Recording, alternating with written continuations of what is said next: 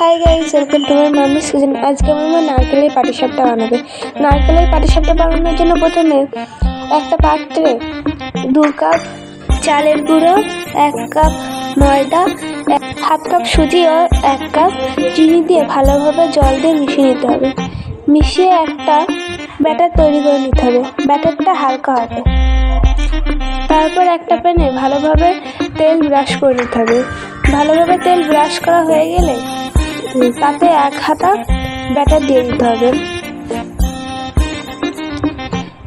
প্যানের চারিদিকটায় ব্যাটার ভালোভাবে ছড়িয়ে নিতে হবে। ব্যাটারটা হালকা একটু গরম হয়ে উঠলে তাতে নারকেল পুরটা দিয়ে দিতে হবে।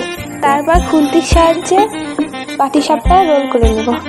পাটিসাপটা রোল করা হয়ে গেলে সেটা তারপর পাটিসাপটা কয়েক সেকেন্ড ভেজে নিতে হবে।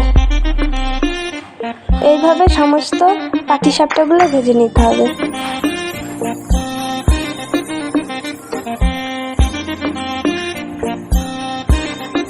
পাটিসাপটা ভাজা হয়ে গেলে একটা পাত্রে তুলে নিতে হবে। দেখুন, দেখে বোঝা যাচ্ছে কেমন নরম হয়েছে।